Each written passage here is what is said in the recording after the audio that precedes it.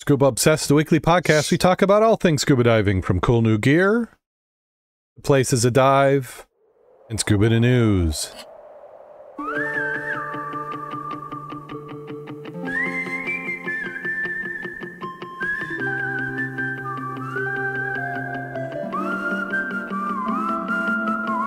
Scuba Obsessed episode 509 is recorded live September 30th, 2021.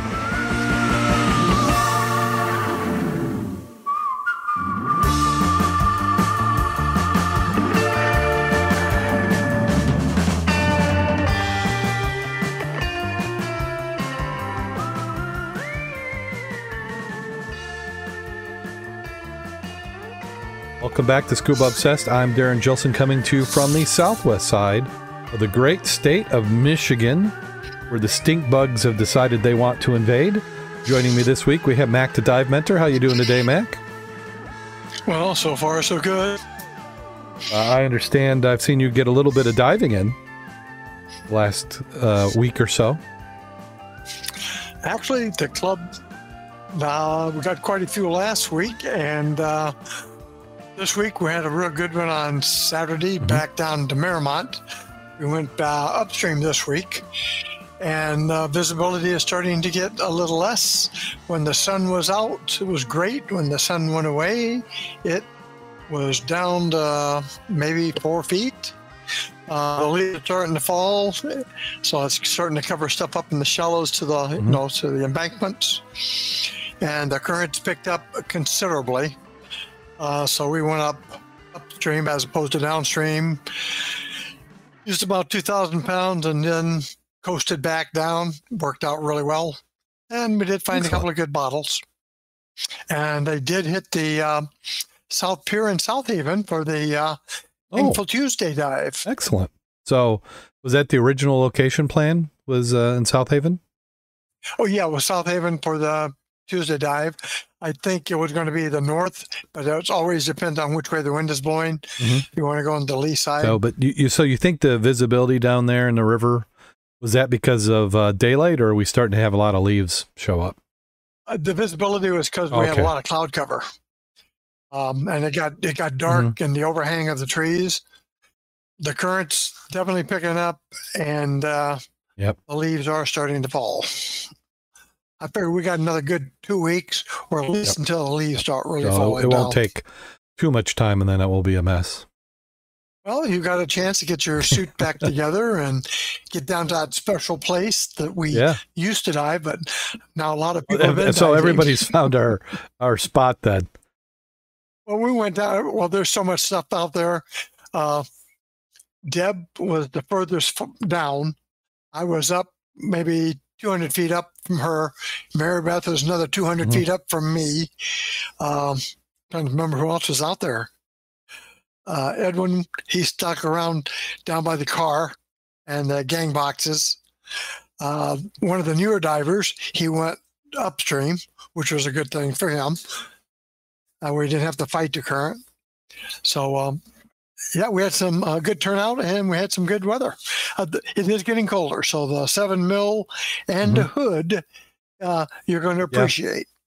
Yep. So we've gotten into everybody really needs to be in the 7 mil is and a hood and a hood. Yeah. Yep. Oh yeah. Well, and matter of fact, I use my regular 5 mil gloves with a liner under it, and those are fine for now. Well, I'd like to thank everybody who's in the chat room tonight. I mean, last week was such a dumpster fire, but tonight we've got Eric and Dave and Karen and Josh in the chat room. I think I've got everybody listed. Apologize if I missed anyone.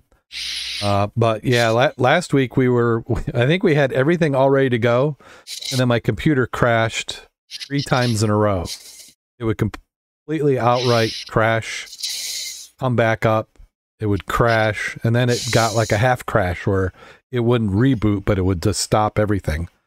So I don't know if I had something broken or something else is going on, but yeah, it was kind of a mess. So hopefully this week, knock on wood, we got everything going. But, you know, for reasons outside my control, I had to upgrade the operating system on this laptop because I tend to not want to do that because it makes things unstable. So this laptop is now on Big Sur, which is the newest Mac OS. I had to do that because I had to get to the newest version of Xcode, which we use for building mobile apps. So I had to do that. And then OBS, which is a software we use for streaming this podcast, had a new version. And then while I'm at it, I just tried to update everything else. You know, just throw caution to the wind. You know, juggle flaming torches over a barrel full of oil. I mean, what can go wrong? So let's go ahead and jump right on into the news. First article we have up, if I share it with everybody, is a bill out of California would change maritime liability rules after a boat fire. Federal lawmakers introduced legislation Wednesday that would change the 19th century marine liability rules in response to the 2019 boat fire off the coast of Ventura County that killed 34 people. The bill would update Liability Limitations Act of 1851, under which boat owners can limit the liability to the value of the remains of the vessel. In the case of the Conception, the scuba diving boat where an inferno trapped 33 passengers and one crew member in the bunk room below deck, the boat was a total loss. The legislation would be retroactively applied to families of Conception victims, if it passes, officials said. The tragedy was one of the deadliest maritime disasters in recent U.S. history. Now, how do you like that? You know, as much as I feel bad for the families, I am not a fan of retroactive laws. Do you think there's an appropriate point? Well, the key item here is they don't have any money, so they can't get any remunerations or compensation anyway, period, ever. I mean, for that many people, the big we got to the fine print is paying the Coast Guard.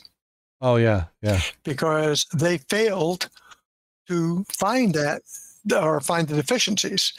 Now, that opened up an interesting can of worms there. So you go to the deep pockets, which is the government. Yeah, yeah. Yeah, well, I mean, from an attorney standpoint, I mean, if I was the family's attorney, certainly you can't get money out of of something that doesn't have any money. Yeah. So let's see. Let's go back. The 1851 law is a time-tested legal maneuver that has been successfully employed by owners of the Titanic, countless other crafts, and some as small as jet skis, has been origins in the 18th century England, where it was meant to promote the shipping business. Carbajal, who represents the area where the Conception disaster occurred, said the 2019 fire prompted lawmakers to see how they could help the family of victims. While nothing makes up for the loss, at the very least they get just and fair compensation that's owed to them. The aftermath of this tragedy brought this to light. Feinstein, in a statement, said the law doesn't account for modern tourism such as commercial dive boats. Passenger Vessel Association, a trade group, did not respond to a request for comment. Under the current act, the company Truth Aquatics and owners Glenn and Dana Fritzler have to show they were not in fault of the Conception disaster. Even if the captain or crew are officially blamed, the Fritzlers and their insurance company could avoid paying a dime under the law. The Fritzlers' suit to the limit of their liability remains ongoing in federal court. Attorneys for the couple could not immediately respond to the request for comments on Monday. Jeffrey Goodman, attorney for the family, told the Associated Press that long overdue legislation may not really affect the Conception case because the Fritzlers do not have many assets to compensate the family. However, Goodman said the bill is an important, broader sense to hold boat owners and operators accountable. Removing the financial protections provided them will promote maritime safety moving forward. National Transportation Safety Board investigation disaster did not find the cause of fire, but it blamed the vessel's owner for lack of oversight and said failure to post night watch allowed the flames to spread quickly. The Conception's captain, Jerry Boland, pled not guilty in February to a rare federal manslaughter charge. Prosecutors say Boylan failed to follow safety rules before the fire broke out in September 2019 by failing to train his crew, conduct fire drills, and have a revolving night watchman on the boat when the fire ignited. His case is pending. Boylan and four other crew members who had been sleeping above deck escaped the fiery boat after the captain made a panicked mayday call. So is this been a case of this has just been broken all this time?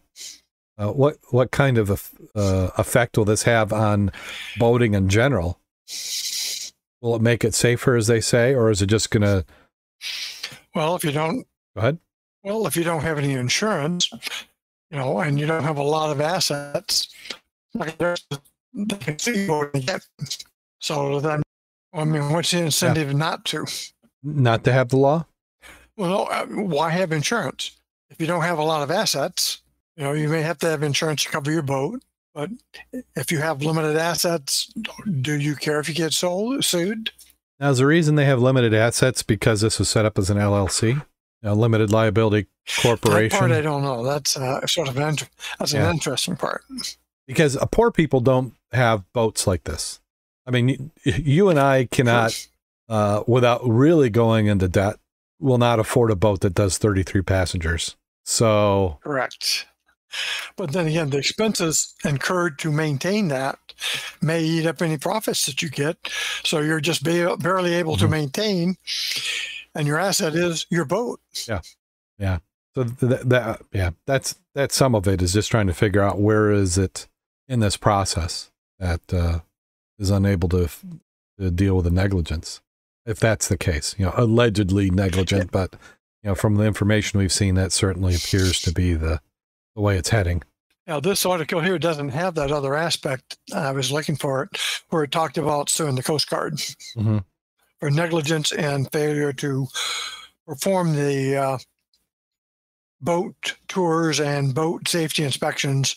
They should. I'm not sure how they would have caught this from the aspect of no roving night patrol. How do you capture that? Let's say this wasn't on a boat, that this is a car. Say somebody that, or bus, maybe that's a better thing. You got a bus, the driver falls asleep, which I think we can say is something you shouldn't do, and then runs the bus off the road. Is it the responsibility of the police to know that was going to happen? Because in this case of the boat, it was them not having a night watch. So how would Coast Guard? That's the other item that's speculative, by the way. You realize that. They said the lack of the fire watch made the fire faster, the way they read it. That's not necessarily true. Whether he had been awake and spotted the smoke or something, it may have made a difference, but depending on where it started, could anybody have gotten out through the flames? Well, and then they still don't know. So say the fire started down below. By the time it's visible to somebody who's awake on a night watch, it may have already been too late. But yeah, so the wording was a little sketchy. But this article here does not even talk about the continuation of the lawsuit to the Coast Guard. Yeah, they didn't mention anything on that. But I did read what you're talking about, where they were talking about suing the Coast Guard. So we'll have to see. And then here we go on this next one. I almost say favorite, our frequent Golden Ray shipwreck. Not that it frequently is shipwrecking, but it's still there. Hangs on as workers reinforce the cradle. There in the picture, they're showing the crane lifts one of the two remaining sections after the final cut was completed a little over a week ago. Humongous chunks of the shipwreck, known as Section 5, could remain in St. Simon Sounds for another week, hanging in the arch of the VB 10,000 crane vessel as salvors shore up send-off barge. Anxious as local folks are to see the next to the last section of the shipwreck Golden Ray out of here, salvage engineers are focused on ensuring that the dry dock barge can safely and effectively haul it away. This according to the U.S. Coast Guard. That means building a more elaborate cradle on the dry dock barge's deck, one that accommodates damage done to Section 5 sunken port side hull. Crews are working through the second week of construction, a more robust cradle that will account for the missing piece in the port side. I'm said. TNT Salvage Engineers produced a 3D model of the new cradle, resulting in double-checked and modified the company's engineering team in Germany. So they go on and talk about a bunch of this, but we've got to be getting right down to the end. You'd think. So how back on the cost of this has got to be about the price of 2 of these boats new. Yeah, it's a no-win situation. I think it's interesting how they talk about the Swiss Army knife of this salvage operation. They're talking about some of the equipment they're using. It's got so many multifaceted uses and abilities. And they're still, after doing all this work, still have to modify the equipment they're using to continue with the job. Like you said, the money keeps rolling out. Yeah, and anybody who's done any sort of projects, and even a small to moderate scale, knows how expensive that can be, and this is a whole nother level. I mean, there's nothing standard about anything that they're doing here. It will be interesting to see the total cost. I know how much you love these photos, Mac. Creepy or cool, deep-sea photographer shares photos of freakish seabed creatures. Scary-looking marine creatures captivate deep-sea diver photographer Mark Andrew. Let's see, how can I slaughter his name? Be Adolia, who lives in the Philippines. He said he dives 4 times a day to capture the perfect image. Said he's always passionate about photography, especially underwater photography, but it took time to acquire the right tools. There's a interesting guy. It's hard to tell that's even underwater. He must be shooting at night, of course, because they're not getting the background scatter. But some of that's pretty freaky looking. Yeah. I'm not sure how comfortable I would be in the dark shooting pictures at these when there could be Mama somewhere else. It's bigger Mama's than these there, guys. or you're like lighting yourself up as a silhouette for a quick snack for somebody. Yeah. This little shrimp. There you go. Yes. Yeah. Great His Twitter pictures, handle at Underwater Mojo. Here's another one. Yeah, it's beautiful. Little nudibranch. I'd like to know the depth that he's working with, and does he deliberately work at night like this? Because that's what it seems like. Either works at night or he's doing some photo editing that just bumps up the contrast. That's the thing with a lot of photography now, which I think this is fine. I think it's okay to go in the Photoshop and clean and edit and contrast, because you're really trying to make an artistic statement. But there are purists who get a little bent when somebody goes and just does these images. Because if you were there, even in person, they don't sometimes look this amazing. I went to a couple of the photo clubs that have contests, and then you see the initial photo, and then you see the photo they entered, and there's no comparison. To me, photography was what can you do with the camera, not what can you do with the programs to redo your picture. Because what they took and what you saw, final product, right? But I think this is fine. But I think there should be the option for a class. I mean, they should have a class of, hey, here it is untouched, and here it is edited. Because if you showed the average person the two of them, they would go for this. They would say, yeah, this is the one I like. This is the one, and this is what they want to put in a magazine or put up on the wall. Is one of these. Yeah, just look at that. That's Well, they've always said that photography, even when you're doing the chemicals, is you can work the chemicals and the timing to edit the photo anyway, which I understand, and they did, but not to the extent of megapixels being able to manipulate background. As somebody who worked in a dark room for years, we used to do a lot dodging and lighting stuff up and different techniques. I worked in the commercial print industry in the dark room, but we were more than happy to go digital. You go to the electronics and let some of that help us out. Let's see, here's another one. Yeah, you don't have the chemicals, you don't have the smell, you don't have the dark room. You just need a high resolution monitor. Yep. A good program. Yeah. Well, how many people? We used to have 300 people who just worked darkroom and film, and now we've got exactly 0. So that tells you how things have changed. Oh, that's an advertisement, which you don't need. So I think this is a little bit of Who Lives in a Rock Under the Bay. I think that this is when you're supposed to yell SpongeBob or something. I said a brand new type of sea sponge discovered near Deer Island.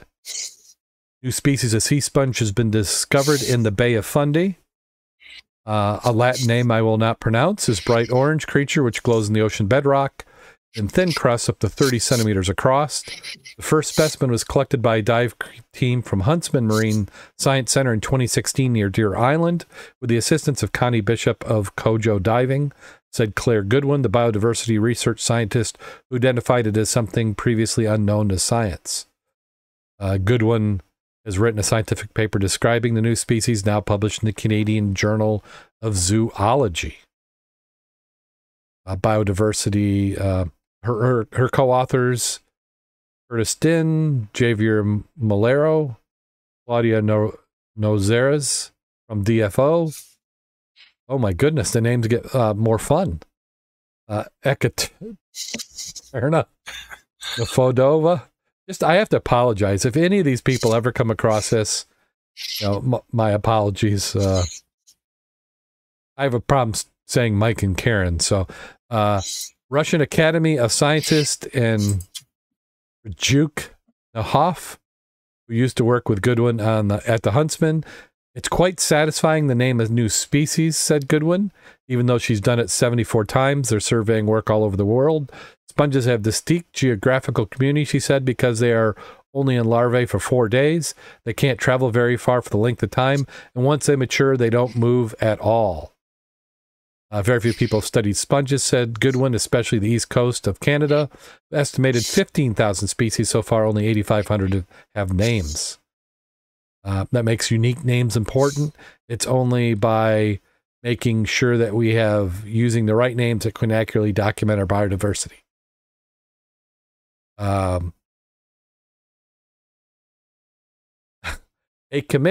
naming committee helped come up with this one in their indigenous language, said Goodwin. The name means something reddish orange and animated, which gets water squeezed out of it.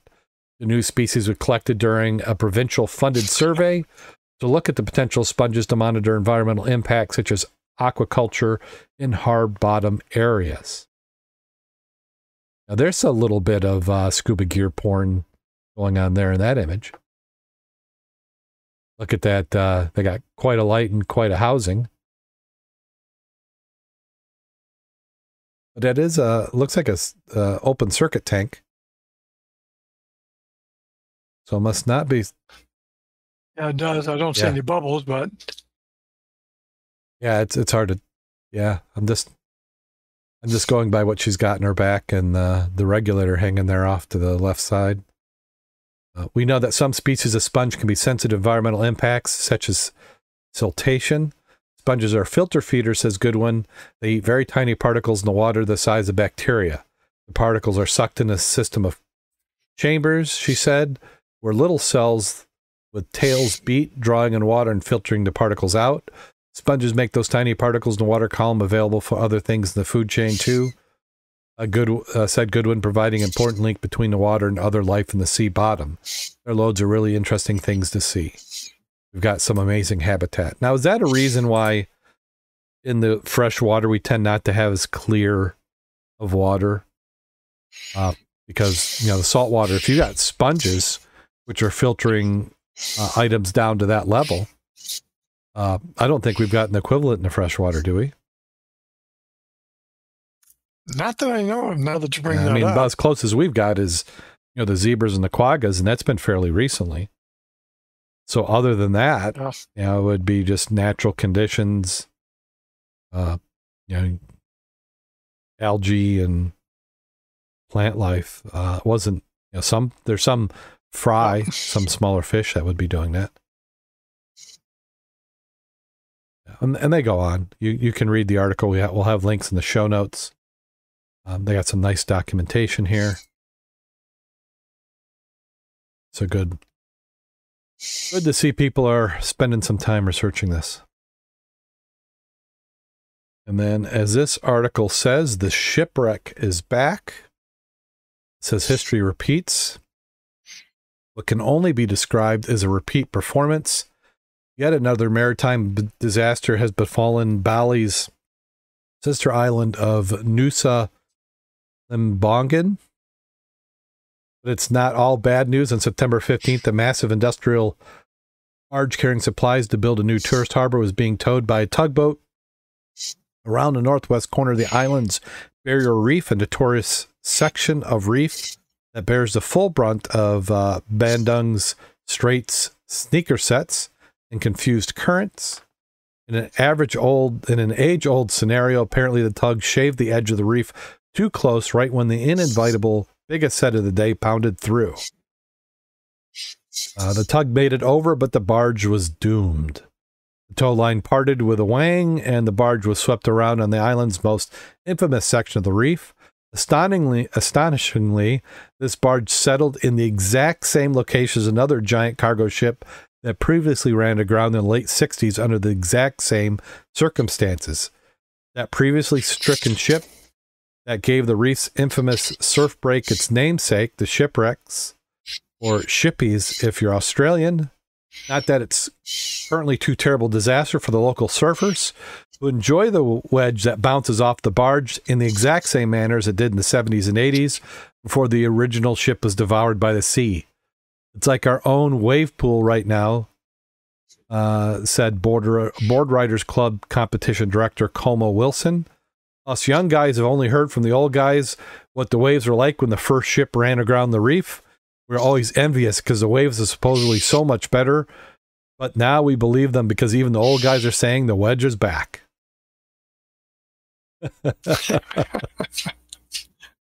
Some of the pictures are very awesome.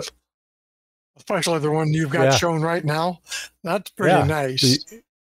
Hang 10. Yeah, so right there, it's all breaking. What are the odds of a ship? Well, I guess if that's where you traffic, I mean, what's the odds of a semi breaking down on the highway? I mean, given enough time, if that's the direction of travel, that's going to happen. So what was it? Let's go back to that upper image. So here it is showing it. I was going to say, if you scan down a little bit, you're going to have a really interesting shot right there. Now, you take a look how high that wave is. That's awesome. But I wouldn't want to be on the wrong side of that wave as it smashes back into the barge. You do not want to be on the upside, I would say.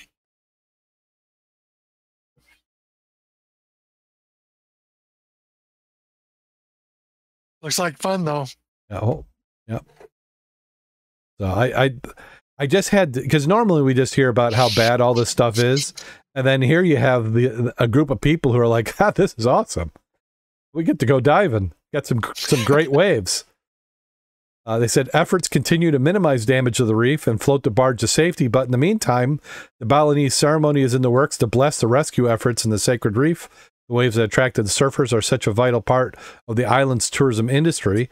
Obviously, we don't want to last forever, and our Boat Riders Club is involved in the work. We are advised as surfers, we know the reef better than anyone.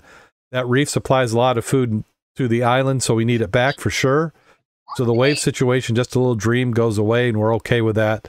The priority is saving the reef and keeping our waters clean. But yeah, they're having a little bit of fun there with that. So here we go for one. We got two more to go. It says, goodbye, Caroline Eddy. Civil War shipwreck reburied near St. Augustine. It would take millions of dollars to preserve the timbers if they were removed from this context. Meade previously told First Coast News. Last week, an archaeological team in St. Augustine painstakingly unearthed a historic shipwreck. However, you'd never know it if you walked by and you had been swallowed by the sand once again. Archaeologists believe the wreck was of the Caroline Eddy, a ship built in Maine for the Union Army during the Civil War. It was later used as a merchant ship. It was a team from the Lighthouse Archaeological Marine Program that finished uncovering the ship. In November, nor'easters, winds, and waves pushed the sand off part of the ship's hull. It had been buried for decades. In the past weekends, it was reburied. It would take millions of dollars to preserve the timbers if they were removed from this context. Archaeologist Chuck, I'm saying Mead, I don't know if that's how you would pronounce it, previously told First Coast News after archaeologists finished documenting the wreck, they covered it with sand, which actually helped the shipwreck because it would be more preserved under 9 to 10 feet of sand. Samples and photos are taken in Carolyn Eddies before it was buried. The ships that met its fate, the sand would now be protected by it. So they mentioned millions of dollars. I don't care if you had $1 billion. What are you preserving? Yeah. It's like, what? I mean, yeah, you could float. So, and actually, I don't even, maybe $1 million. You'd have to have a tank. You'd put the wood in it. You'd have to make sure it was moist, and then you'd slowly replace it with glycerin or some other agent. But what you've got there is all you're going to get. Sometimes we've seen amazing things with metal wrecks where they can do some electrolysis types projects, but that's it. I mean, it's just a section, and not even that big a section. What would you say? Maybe 15 by 25? Well, looking at the size of those people. Yeah. 15, 12, a little bigger than that, but still. Yeah. So here you see one view. Now, how do you think this compares with the Green Bay? I think the Green Bay's. Now the Green Bay. It looks like a shipwreck. Right. It's more what we see in the Great Lakes of wrecks that have splayed open, and that actually moved this year. So that's more intact. This is just. Yeah. This has a little bit more depth in it. I mean, there's more layers to it, but that's it. So this is actually a chunk off something else. So I don't know if. Well, you wonder what's under that flat section. You got the loose ones on the top, then you got looks like a decking. I always wonder what's under there. Yep. But they had enough time to get the publicity to go out, get the shot. It wasn't on their list for this year. They document where it is. They probably knew where it was. Here's a photo of it all covered in. Is this that same beach we had before? It seems like I remember this walkway in the condos. Remember earlier we were. Yeah, possibly could be. Yeah, I don't. We've covered so many of these I can't remember, but it seems like we've seen one, or maybe that's just what the East Coast beaches look like. Nothing but constant condos. Okay, and then here's the one to wrap it up for this week. Divers bring Solent shipwrecks to life using artificial intelligence. Project UN Path set in motion by the University of Portsmouth. Divers are set to bring underwater shipwrecks back to life using virtual reality and artificial intelligence. University of Portsmouth has received a share of a £14.5 million funding to contribute to UN Path. Is that UNPATH or UN Path? We'll say UNPATH, the newly launched marine heritage project. The project aims to devise new ways to visualize underwater landscapes and identifying shipwrecks. Barney Sloan, Historic England's principal investigator for UNPATH, said, "As an island nation, our maritime heritage is of fundamental importance to who we are, especially if I get the money." Oh, wait, I added that in there. "I will transform it in a way where researchers and the public can access a huge variety of collections held in museums, university heritage institutions, commercial organizations, and indeed the public. The project will bring together expertise in digital humanities, computer science, marine heritage, and will unleash the massive research project of our shared maritime paths." How will they revive the shipwrecks? One part of the project will see divers digitally scanning underwater shipwrecks in the Solent to help cut edging technology. They include the Holland 5, one of Royal Navy's first submarines, which was the seabed off Eastbourne. Dr. Ann Coates, the project lead for Portsmouth, said there's such a rich history below the sea. Shipwrecks provide exciting, unique evidence of societies which built and supplied and crewed the vessels, and unlike sites on land, shipwrecks are often left alone until discovered, so they are preserved in a single moment in time. Mary Rose, a celebrated example, but some wrecks at the Needles are not yet identified, with a myriad of new stories to tell. So there's the Mary Rose.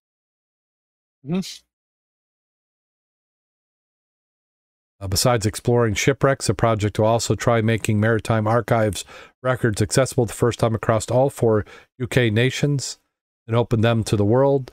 Dr. Coates added, UNPath seeks to resolve how to break down the barriers to access these wonderful archives.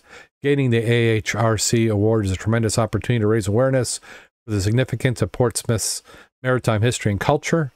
More projects to happen around UK. UNPath project will only one of 5 major discovery projects being funded by the Arts and Humanities Research Council through a 5-year program towards a national collection.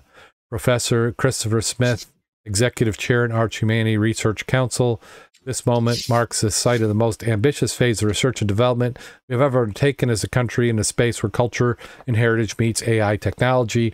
Towards a national collection is leading us to a long-term vision of new national research infrastructure that will be a benefit of collectors, researchers, and audiences right across the UK. I don't know. I listened to all that and I still don't have any idea what they're doing. It had all the proper technology buzzwords that I'm accustomed to. But it didn't say, is this really indicating what they think they're going to do? So this is announcing they received £14.5 million, which was at probably 20 million or so US dollars, which can go quick, depending on what you're doing. Project aims to devise new ways of virtual underwater landscapes identifying shipwrecks. Yeah, I'm not sure. I'm not sure what they're doing. I was hoping to find out, but it doesn't say. So hopefully it's good, and that the UK taxpayers are pleased with the results. I'm always curious about the return on the investment. Yeah. Well, we know people who are involved with, I don't know if this particular project, but people who are over there. So maybe we should reach out and see what they have to say. So you've got one item left, right? Snorkels? Do I have snorkels? Did I miss something? Maybe I didn't click on. I think so. Did I not click on snorkels? Snorkels sold at Costco. How did I miss that one? Oh, there it is. That was the first one. Oh, wow. Yeah, I'm trying to contribute to my own dumpster fire. Here, let me just throw some snorkels in there. Yeah. And here's the thing is, does it really, when I see an article like this where they say where it was sold, what are they trying to do with that? Is Costco responsible for the snorkels? I mean, because work in retail and part of my career, a lot of times you're buying a product. You know, you're not out there going and saying, you know, so this just to me yells of clickbait. Costco being in there, like, hey, if you really hate Costco, you got to read this. Or maybe they're going the other angle. If you go to Costco all the time, you probably are going to die because you bought a bad snorkel. So snorkels that were exclusively sold at Costco, meaning that they paid an extra $1 because is there such things exclusive in the snorkel world? I mean, it's like anything else, you know, your TV that you can only get there. They changed the model number and maybe the plastic edge around it. So they're exclusively sold at Costco, are being recalled because of an issue that can cause them to leak. The recall involves about 76,000 units of the Oceanic adult dry top snorkels. The notice post on the U.S. Consumer Product Safety Commission website noted, the problem is the bottom purge valve can actually leak, thereby posing a drowning hazard to the user. In some instances, a snorkel's lower purge valve may let water in during use. The issue described only concerns a snorkel in the set. The quality of snorkel mass and fins, however, delivers performance you can expect from Oceanic. Oceanic received 13 reports of the snorkel leaking. So here, 76,000 units sold. 13 people reported that the snorkel leaked. One injury, minor cuts to the consumer who tripped after this. Well, how do you trip? I'm not making... Because you're in the shallows. Or in the shower. So you had one injury involved minor cuts. The consumer tripped after a snorkel leak has been... You tripped. I have never tripped while in the water snorkeling. So yeah, I think you're right. I think they must have been in the shallows. You know, they spit a little water in because it leaked. I'm not saying that leaking snorkel's a good thing. And then they probably stood up panicking and then tripped. So that would be one. Well, the other part, they're talking about the little, you're familiar with what they're talking about? Yeah, do they show it? Yeah. So when you can blow, and I did not see one, but my point, I suppose, is how do you know they didn't get sand into there and things? So, I'm sorry, I'm not showing the article here. Let me go do this. So here's a video they have with it, and see that in the bottom, right there. There's a little purge valve. So, you know, the normal snorkel, you know, right there at the end, they're trying to, everybody to improve it. So I guess if you're snorkeling, yeah, that's a big deal to snorkel. Us as divers, the snorkel's the thing that you stuff in your pocket because you get tired of it hanging around your mask. But especially some of these have the valves, or the idea behind the valve is that as you, like, say you're diving down with a snorkel and you come up, it's a way for that last little bit of water to purge out the bottom. So that valve was leaking. So as you go down, the water slowly starts moving up that snorkel, and then when you breathe in, you've got a slug of water, which again is not what you want with a snorkel. So it says the imported by Buish Outdoors in Salt Lake City, which is a major importer of underwater products. The snorkels affected by the recall are white and gray in color, about 16.5 inches tall, sold exclusively at Costco as part of the snorkeling set from February to July of this year, so 2021, a pandemic buy. It affects the batches being numbered 20, 38, 39, 40, 41, 42, 43, so all the way up to 20, like sequentially all the way up to 2115. So my guess by this is that there was something with the mold that as it went on, you know, because normally this is not just a QC problem. This is something wore out of tolerance to be able to hit that range. So U.S. Consumer Product Safety Commission, if you think you may have them, go visit that site, or you can do a nice quick Google search. We'll have links in the show notes. Oh, here they go. Here they're showing a little bit better view of that. Do you see that, Mac? Yeah. So that's what they're talking about. That right there. And that's usually, I don't know if it's even spring loaded. I think it's just kind of like a check valve more than anything else. As a check valve. So the solution is you take a balloon, you put it around that, and you'll use it like a regular snorkel without a purge. Yeah, we're not advocating we're not advocating any modifications like you did in the old days. Everybody did, but we can't say that you could do that.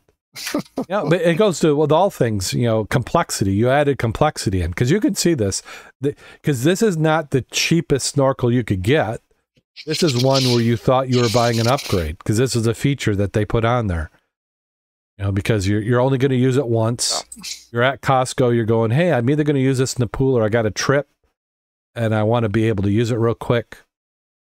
Oceanic clarified the recall is being done in cooperation with Costco, so customers should not return the recalled items to store. I hate this. What the hell you mean I don't return it to the store? If it's a recall, they want you to do something else because it saves them money. They said those who affected product advised to stop using, instead register to get a replacement snorkel at no cost, including the shipping fee. They should also destroy the snorkel by cutting it. And that's something to be aware of. When you buy stuff at a yard sale, it could be this. They got the original owner got it replaced, and they're like, next guy, you beware. I got this for free. Actually, that's true. Yeah. So for the last 50 years, okay, and that's them trying to save their brand. Oceanic's a major brand. So I mean, these things happen.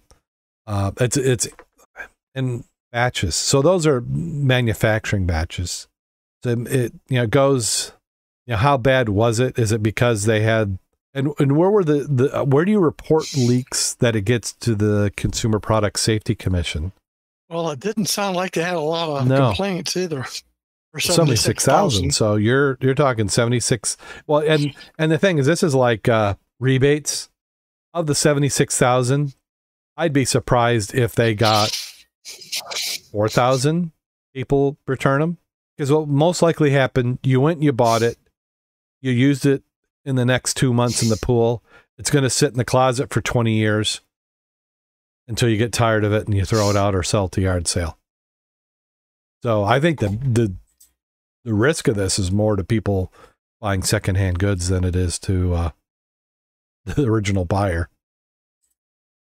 I've got a bunch of snorkels. I got a bunch of snorkels. My wife, anything that looks like it could be dive gear, my wife buys, and I just smile and say, "Oh, thank you." But I've got, fins that there's no way I could ever use. Masks from 28 years ago, all sorts of stuff. So maybe they're antiques. Maybe I could sell them as an antique. We drove about 2 weeks ago over at the boardwalk.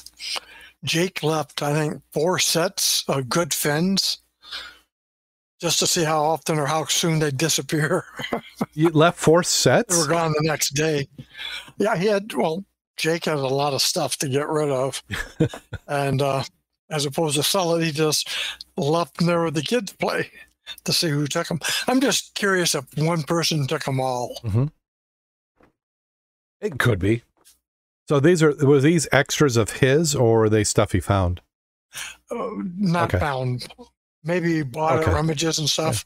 Yeah, they're fun to play around with. Okay, well, that does it for scuba in the news. Well, as well as I do, a diver nowadays doesn't want the old-fashioned licking fins. Oh, no. And they want the spring bands. They don't want the rubber straps anymore. Let me see if I can do a quick search on scuba fins black. Let me see. Yep. So here's the here's the in style fins, I would say, and the not quite community, wouldn't you say? Everybody's got kind of the black. Oh yeah, I'd take those. Black fin. You got the spring. Probably run you about $120. Here's another one. Aqualung. Oh, that a collectible though? That's an older one right there. eBay. Aqualung US Diver spoiler fins. Those are kind of coming back in style. So all sorts of fins. Where's the split fin? Yeah, split fins. A lot of people do like the split fins. Have you ever used the split fins, Mac? I never did either. They're supposed to be easier to use. So there's a while they were selling them. Here, let me pull one up. So there's an example of Well, I think the length of it is different. Flexibility, depending on if you're looking for power, you're looking for a long stroke. Mm-hmm. I think the fin is really dependent on the type of diving you're doing. Yeah, and it's what you like. There's no law that you have to have a fin. I mean, it's an amplifier. It helps you when you're kicking, move. And I have, in a few select situations, not have fins, and you wish you did have fins because it helps, especially when you're trying to get on the dive boat in those waves. Oh yeah. And here's another fin that I've seen. This is a Scuba Pro, where it's got kind of like that mechanical pivot point there in the middle. I've always thought that one kind of looked interesting. I don't know if they're any good, but they're kind of like a fashion thing. It's like, how many different ways are there to make a fin? Maybe that's a video we need to do. Well, I think the spear fishermen use a different type of fin than the normal scuba diver. And generally, we're doing it in a different type of environment of river, pond, very seldom. Great Lakes, of course. Mm-hmm. Yeah. Now, I've seen those. We got a pair of those fins there at Wolf's on the Now, is that an older style? It's called a force fin. That's another one off of eBay. Yeah, here's some of those. Yeah, it kind of reminds me, if you ever look in any of the old patent books on horse bits, It's like everybody, there's like 10 million patents on horse bits. Seems like there's the same thing with fins. Everybody's tried to come up with one that's just a little bit better. Now, there's like a split fin, but not quite as split. And there's another one, a little bit split. Now here's one almost looks like something from the Aliens movie. It's mares.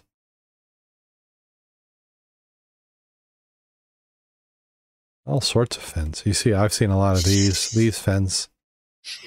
I'm a little biased because sometimes wolves will have surplus and they'll be in there for several years. So that's kind of what I see.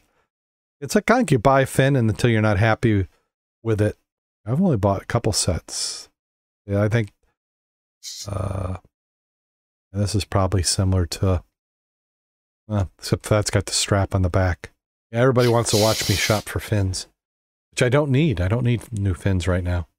But can you ever have too many fins? Yeah, Karen in the chat room says she likes her split fins.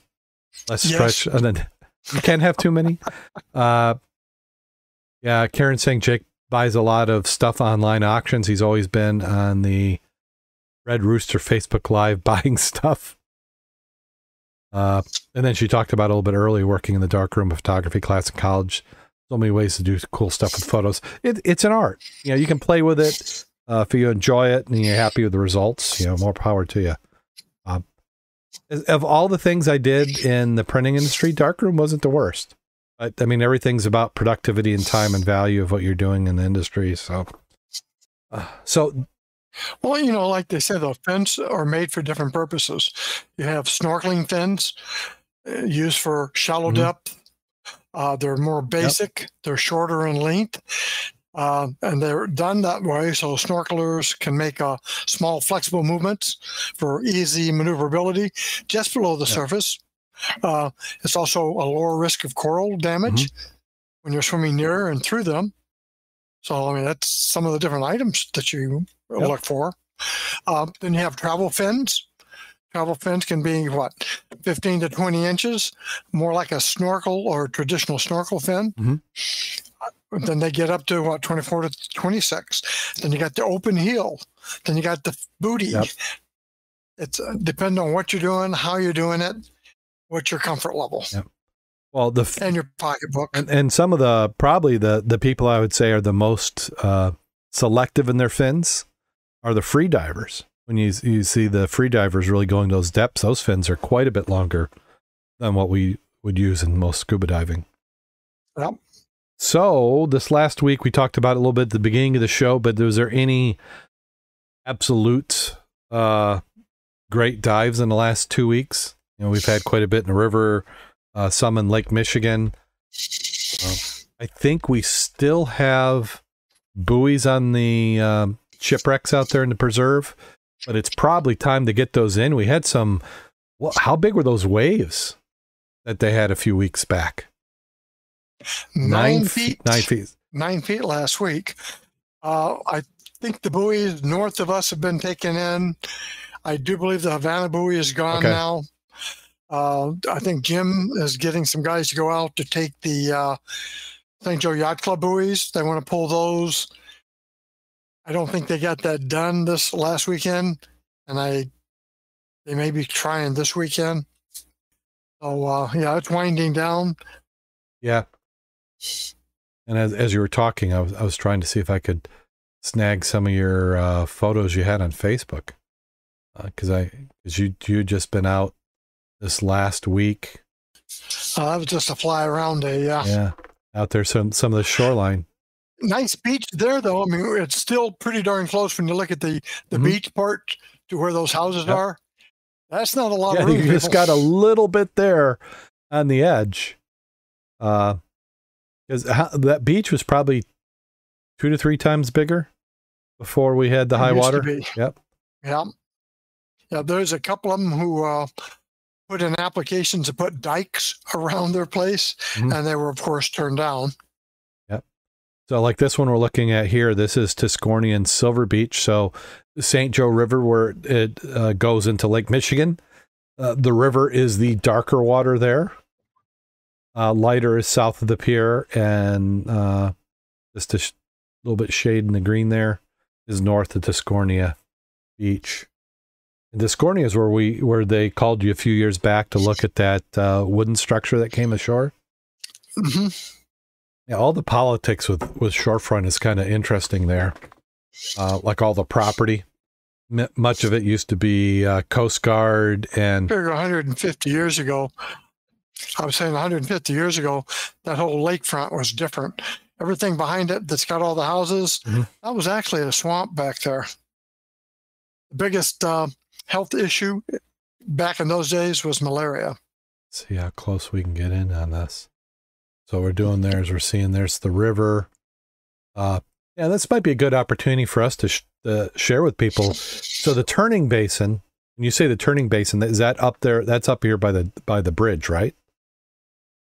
Yeah, by the bridge, you can see the white area where the concrete where they get the concrete stuff from. Yep. You can see that cut-in place. That's what we call Whirlpool Basin. Mm-hmm. That's going to be redone into a park, by the way, and that will then be called Water Tower Park, I believe. The water tower, of course, is now gone. Yep. So this white tower here is the concrete plant, so that's staying. Yep. So you're saying this. So they got the marina here. That's where we used to do a lot of diving, which is now got that hotel.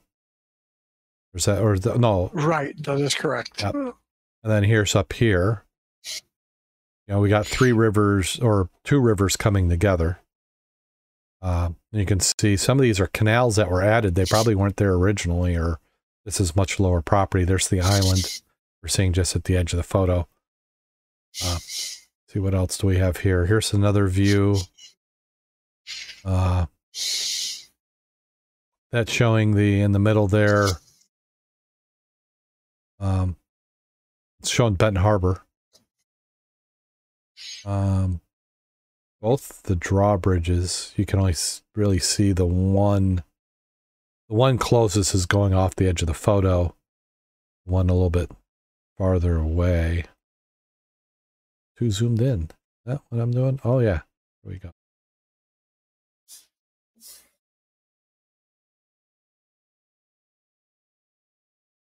Lions Park there in the water. Lions Park.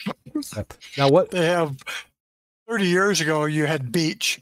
Now you've got the field along the shoreline to keep it from eroding any further. That goes down 20 Now, is feet. that new steel or is that steel that was hidden under the sand?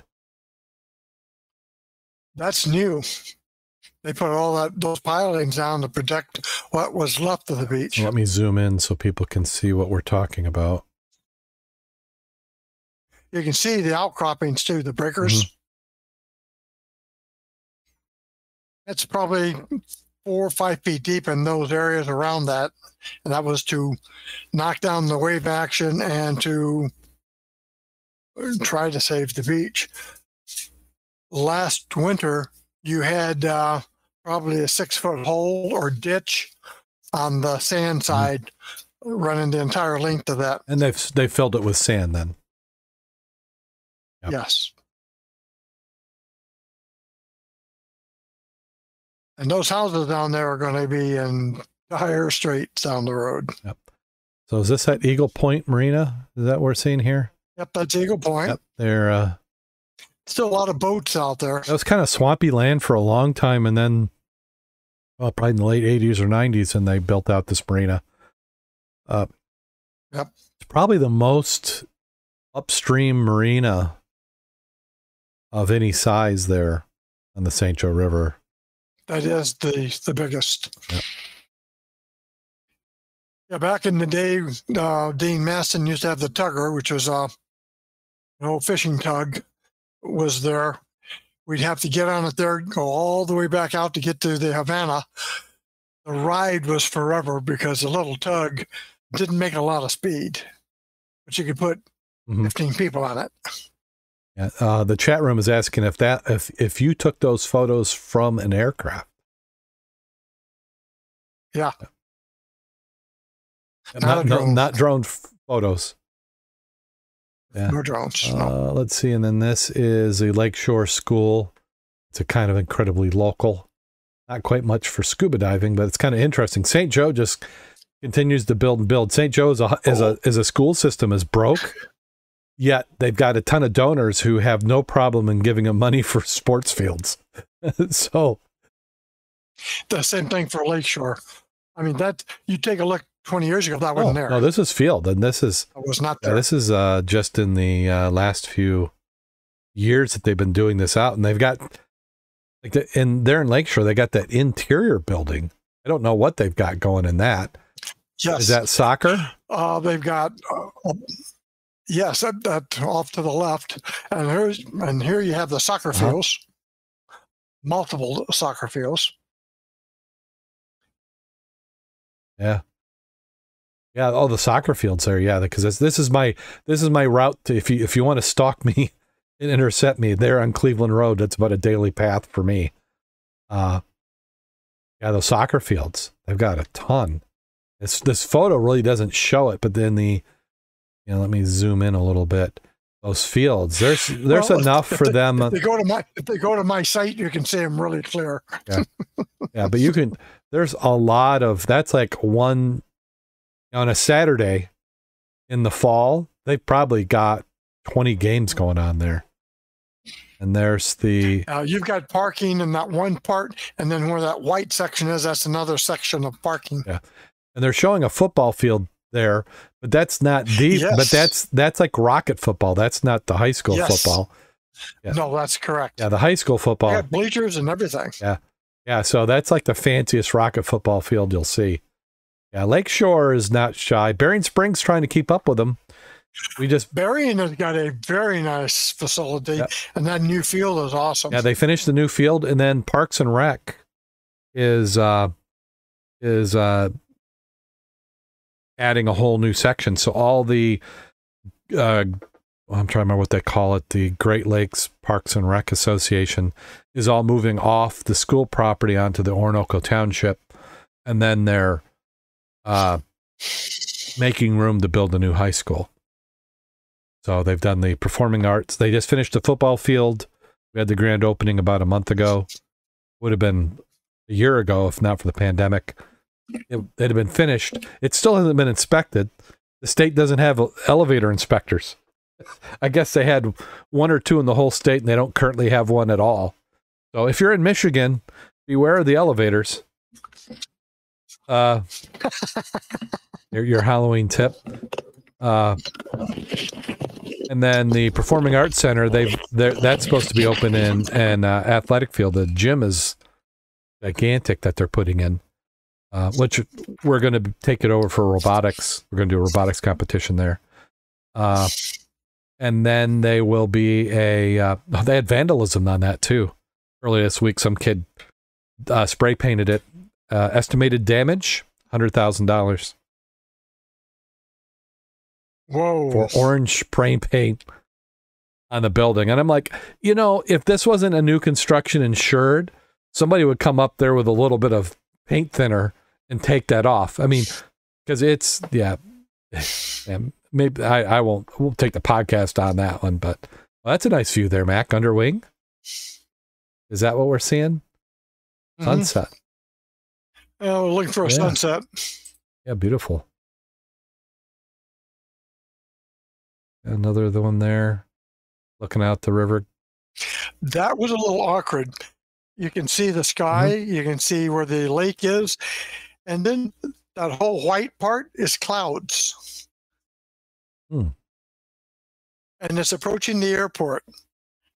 And the clouds are less than 400 feet above the ground. Isn't that like almost fog? Or fog wannabe? Yeah, right. The camera at night takes real good photos, makes it look like daytime. But you can see the cloud base already coming in. Mm-hmm. That's 400 feet. Yeah. I'd prefer to get down on the ground before that covered up the airport. Yeah. The sensors in these cameras, we're within a few years of those sensors being ridiculously amazing. I mean, they're already really good now. It can be dark and I put that on the windscreen, and I can see the runway really nice. Okay, I think we've looped back to the beginning, but yeah, some great photos. I love. Well, I think the items we found were on the. If you went backward, you'd find the dive stuff. Was there dive stuff? Oh, let me look. We'll take a look at dive treasures. Oh, here we go. That's really what we want to see. So here's the dive ones, dive photos. So this is from the 26th. Boy, you would think some of these. Actually, the 25th. It was Saturday. Yeah. High noon dive. These. So that's electrical insulator. You have the required golf balls. Official dive. Yeah. Is that the white? Is it cold cream? Is that what these are? Cold cream and a couple of thumb jars. Mm-hmm. People are using a lot of cold cream. Seems like every time you dive there, you can pull up as many as you want. Oh, another milk? Was that a clean? When you were a kid, what did you buy your mom? Palms, cream, or Jergens hand lotion? Yeah, that's true. So was that a good milk bottle there? Actually, there was two very nice milk bottles. Any embossing or?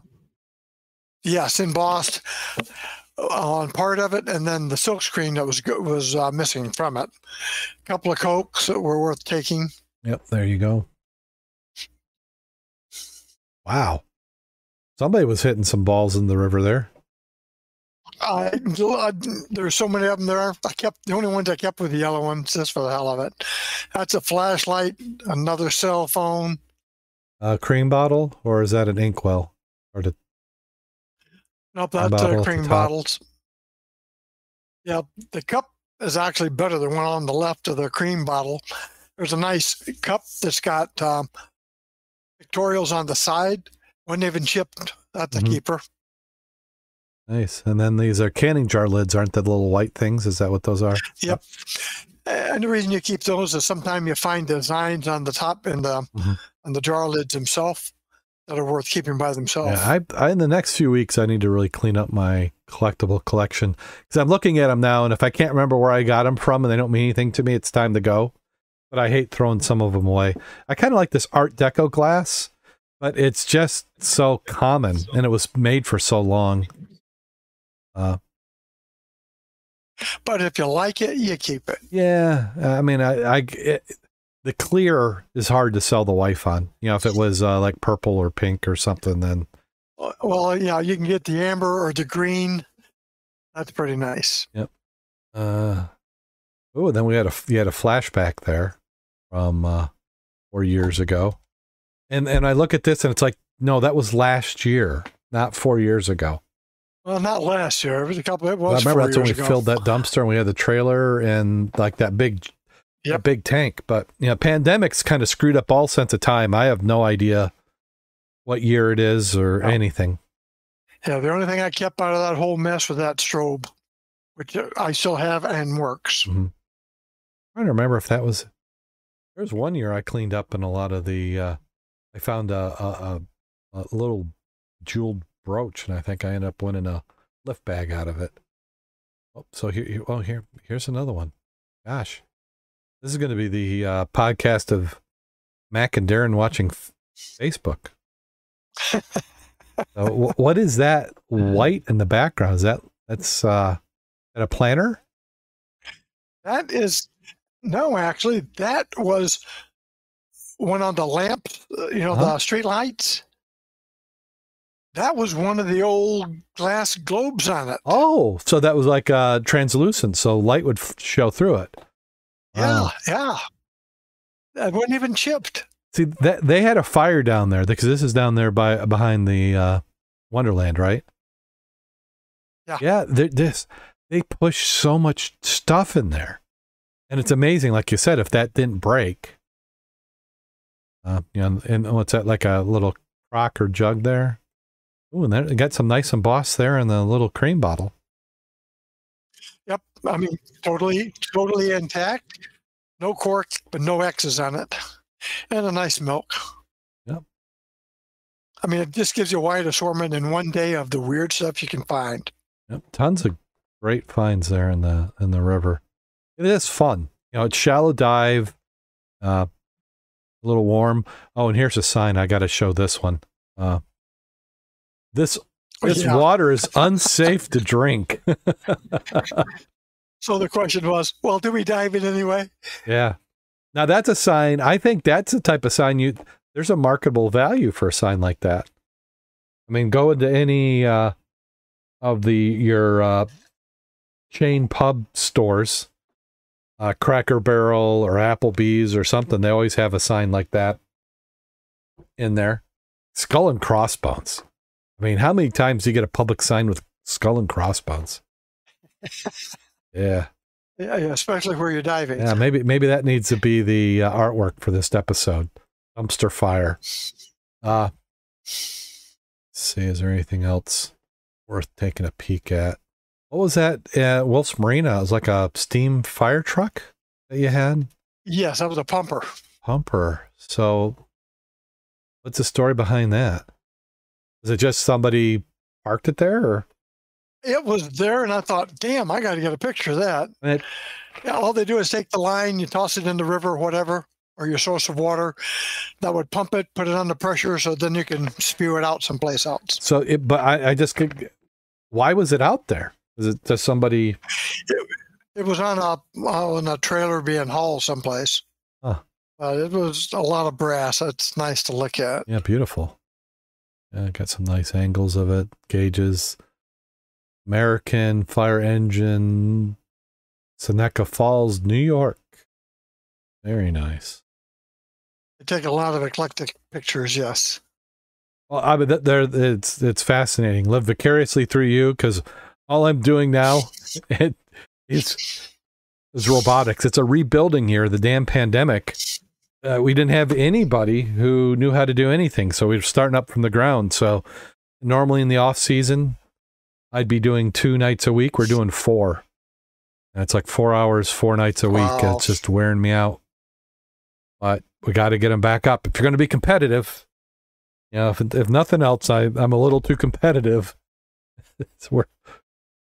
We'll get them going. Then I stop looking at your photos.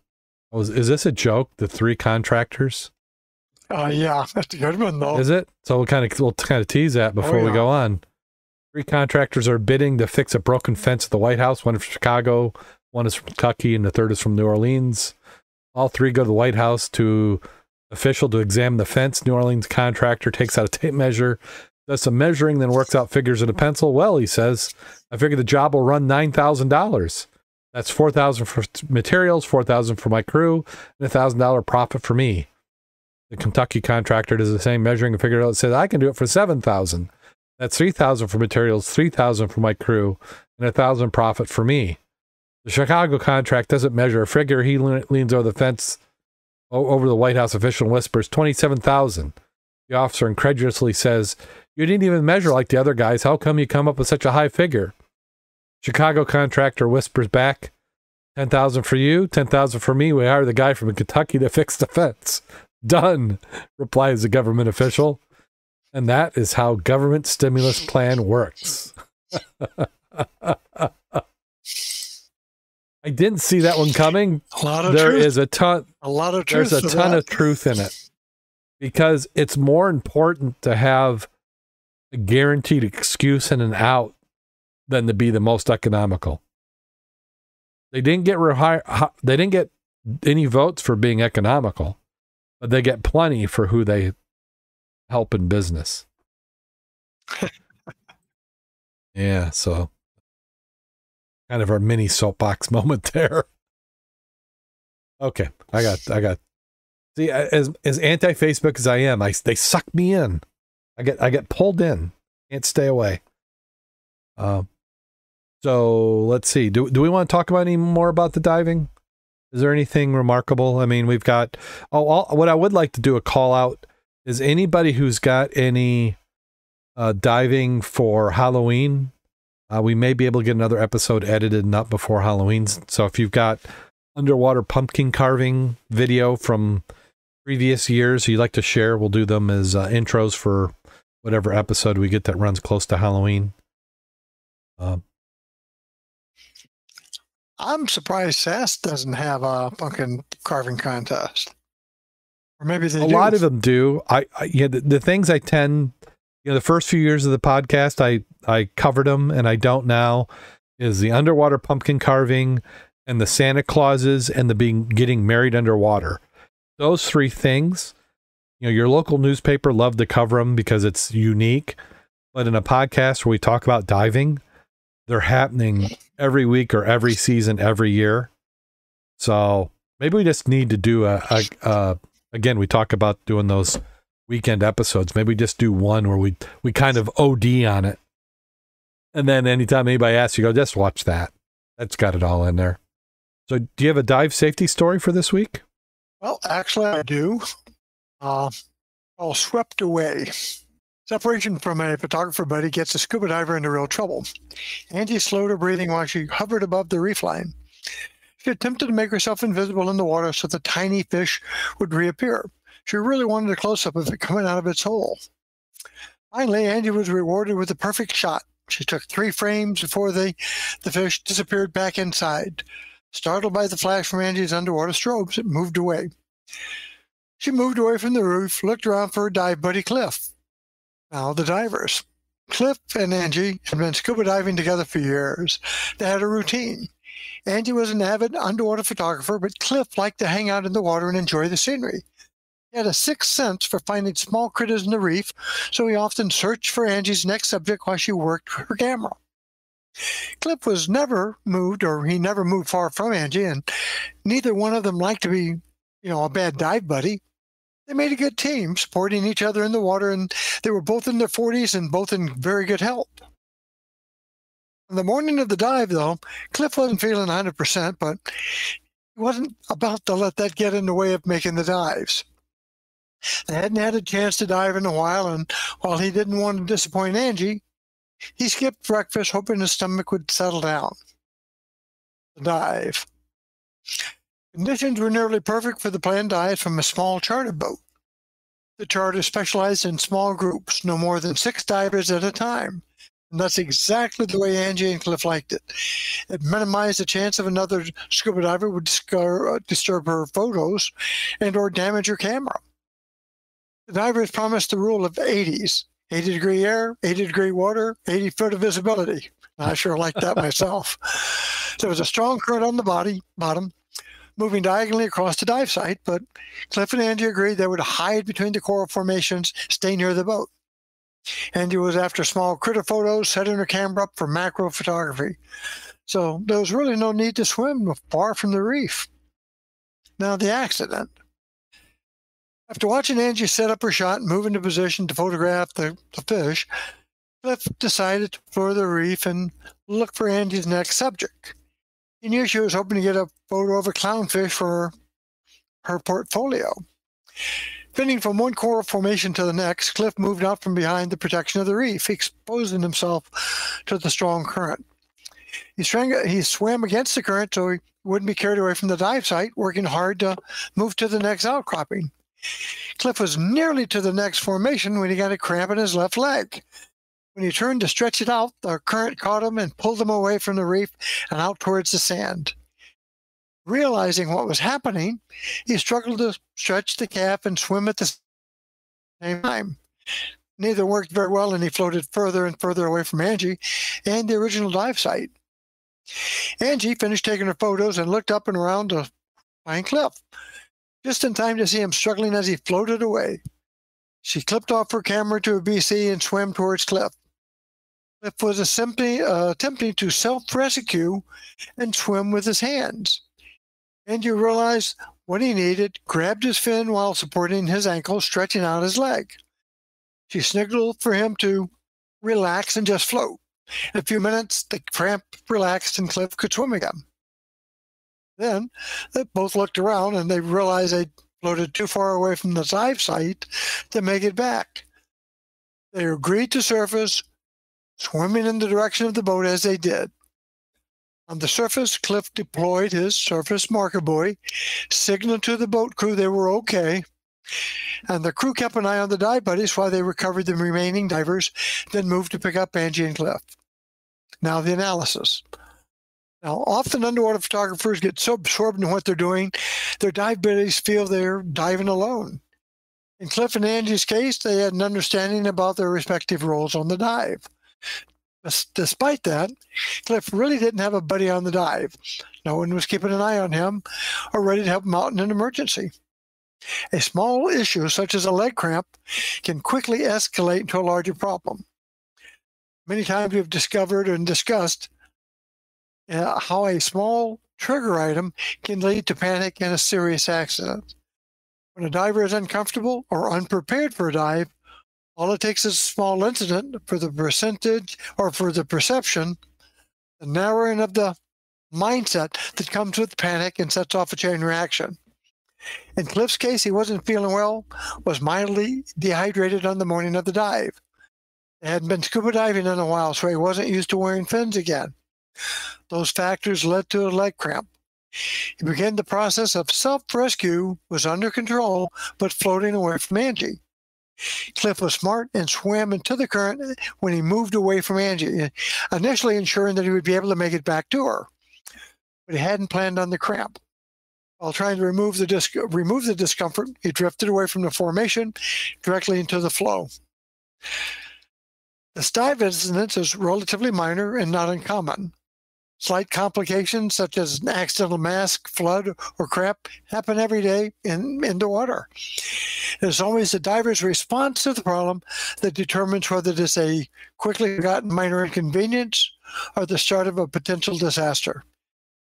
In Cliff's case, Angie had not seen him floating away and responded to give him aid, and had he not remained calm, he could have easily panicked, bolted to the surface.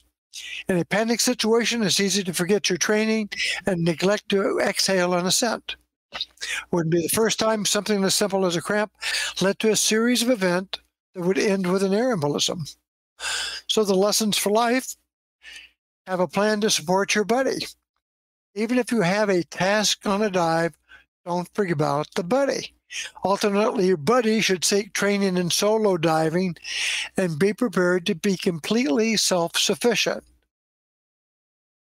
Often practice self-rescue skills. Too often divers learn skills in their open water, but never practice them again. During your next safety stop, remove and replace your mask. Practice relieving a cramp. It'll serve you well down the road. And practice buddy rescue skills. See the above. The next time, practice air sharing drills. Don't dive if you aren't prepared. No diver wants to disappoint a dive buddy by backing out of a dive, but don't dive if you aren't mentally and physically prepared for it. Better to miss a dive than not to come back from one. And the last, of course, don't forget to breathe. Always maintain an open airway on your ascent. Everything we know, but how often do we practice? Probably not enough, but I know we have in the last year practiced some of those skills. I know I'm always afraid of the Charlie horse. I have a common affliction with Charlie horses above and below the water. I do all the potassium, vitamins, be properly hydrated. But it can still happen. Used to do quinine before they decided that would cause you harm. Because there's nothing worse than a Charlie horse that you cannot move quick enough to get rid of. What's that? You've never had a Charlie horse? I mean, I've never had one. Don't want to have one. For my understanding of Charlie horse is it's a lot of like lactic acid buildup from exertion.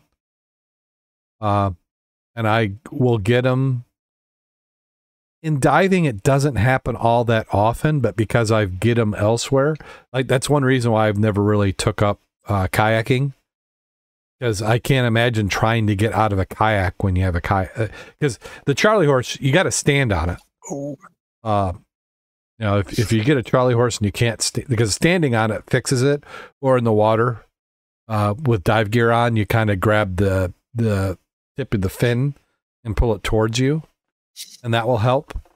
And I've had that. I don't have it commonly, but it's one of those things. It's when it happens, it hurts. So probably, half a dozen times, if not more. But that's in 1,000 dives. But it's nice to know that if you have an affinity for something like that, to be prepared for it and to practice something, something as simple as clearing your ears is a big one for a lot of people. Yeah. Oh yeah, and I talked about in the podcast in the early days. The first, because clearing your ears underwater is different than in the air, and I never had problems on a plane. I never had problems driving in the mountains. You'd get it and you'd clear it, and then, halfway through my open water dives in the pool, it's like what I didn't do is I didn't clear early enough, because you got to kind of learn when you need to clear, how you clear, because I think it's different for everybody what that technique is that helps you equalize.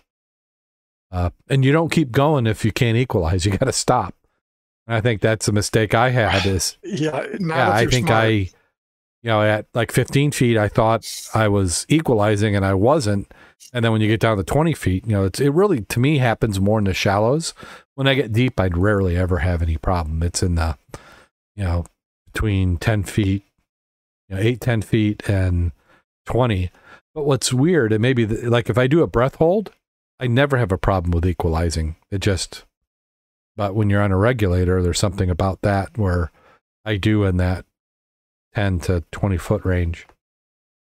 And then get deeper than that, I don't have a problem equalizing. But good things to practice. Good tips. Thank you for that. I'd like to thank everybody who's listening to the program. I got to notice that I do online security for some of the automatic subscriptions, so I have to approve it. So hopefully the website's still alive.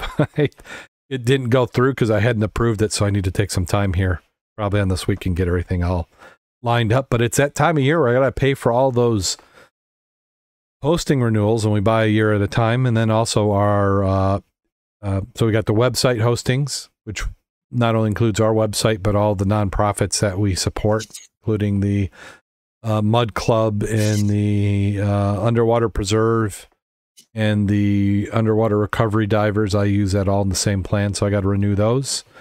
And then the hosting for the podcast, both the websites and the streaming, which there's been a lot of changes. We're moving on to Podcast 2.0, so keep your eyes out for that. I've got to do some work on blockchain. You do anything with blockchain, Mac? You familiar with Bitcoin or anything along those lines? Nope, not a bit. As a technology person, I look at it and I went, oh yeah, that's technology. Why does that have anything to do with anything else? But that seems to be a way of handling transactions and kind of avoiding some banking fees. So I think it's time I dig into that and do that. So in the next few months, we'll be putting that in. I've had pretty good luck with Patreon. So, Scuba Obsessed, let's say, I think it's Patreon, patreon.com/Scuba Obsessed. Is that it? You would think I would know by now. So you can do that, or you go to our website, go to www.scubaobsessed.com, provided I paid the hosting bill, and then click on an episode, and in the right column, there's a link on how you can donate and support us. And there's some gear I'd like to get. There's actually some new recording equipment that would kind of make the process go a little bit smoother. Apologize for the gaps in getting episodes up. It's the editing is taking quite a bit with video. It's crazy. I had gotten really good at audio only. I could do audio probably for every hour of audio. It only took me 30 minutes to edit. For every hour of video, it takes me probably 5 to 10 hours to edit. So a little bit more time. I think I can get that down. I think I can get it for 2 to 1. 1 hour of edited video for 2 hours of time, but just got to work through that process. But we certainly appreciate your support. Our Patreon supporters that are out there is what keeps us going. We would not have been here nearly this long without you. So thank you. And let us know what you'd like us to do. The show at scubaobsessed.com. go to Facebook, go to our website, reach out to us anyway. If you don't hear from me one way, try another. I'm crazy busy with work, but for some reason, we've been able to do this for 12, 13 years now. Keep it going. Let us know what you like. I think video is really the way to go. So, while our podcast listeners are our base and important, we'll always have podcasts. We'll be doing more with video. Let's see the chat room. We've ignored them for a little bit here. I guess the Wrecking Crew has a meet and greet this weekend, but by the time you hear it, it's probably already going to be over with. Wishes for Karen. Hopefully that, her, that she's feeling better. Doesn't sound like she's going to make it there. And then she gave us she said she used to drink tonic water and quinine and take magnesium supplements for bad muscle spasms. Yeah, the quinine was my go-to. My grandfather took it and I took it because we both had Charlie horse. But yeah, some sort of minor thing like liver or kidney damage. Those are optional organs, aren't they? Depending on what your beverage of choice is. So thank you for that. Let me see, what am I missing out in Discord? So I got all these different chat rooms to watch. Yeah, they accused me of talking to my imaginary friend earlier. Not saying I don't, but it could happen. Do you have anything you want to plug, Mac, before we get on out of here? Oh, just make sure you get your Halloween candies situated. It'll be here before you know it. And what I'm showing up in the camera right now is that green bar in the bottom is our upload link. The blue is the download link. Starlink, which I do own Tesla stock, which is not SpaceX stock, but has been doing better. They're coming out of beta. They're not quite out yet, but the quality of the service has really stepped up. So I think they've done something in tweaking the software where they were holding some things back on us. So I'm looking forward to these laser-equipped satellites. But it's been a real game changer for me out in the boonies. We would not be doing video if it wasn't for some of this. A little expensive. It's about $100 a month plus an initial investment, and I've got a bunch of networking gear I need to change out. But we'll do it for over time. So again, if you are enjoying the podcast and you can swing a little bit our way, we'd certainly appreciate it. Are you ready for that time of the show, Mac?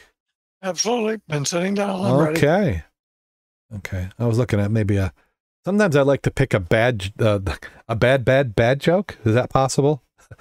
So that we can do something else, but I don't think I got any backup. So we're going to, in tradition of a dumpster fire episode, we're going to be jumping without a net.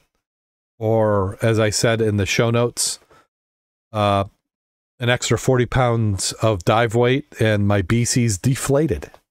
Young Peter once had an old ladder.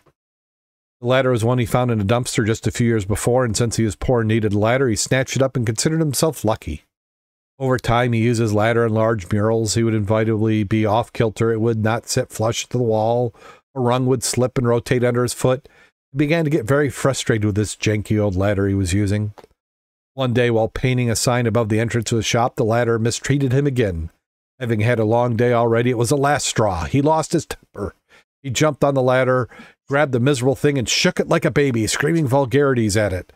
With his rage, he broke 2 of the rungs off and started to beat the broken ladder with them.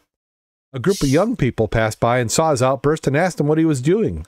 The painter responded that he was beating the ladder to death before it killed him. The youth thought this looked like fun and asked him if they could join in.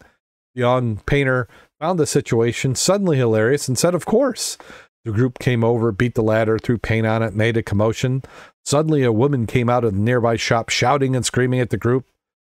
Was not going to get away with their vandalism. She called the police on them. As she was shouting, the police car pulled up and a neatly groomed officer walked out and walked over towards the center of the fuss. The woman shouted at the officer, gesturing forcefully at the group of young people.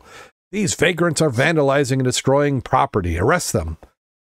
They're trying to shout at the riot. Arrest these criminals. The officer looked at the mess of the broken ladder and sputtered paint and asked what was going on. The young painter somewhat sheepishly explained the situation. The officer, who didn't know for sure at the time, but was actually a pretty good judge of character, felt like he was telling the truth.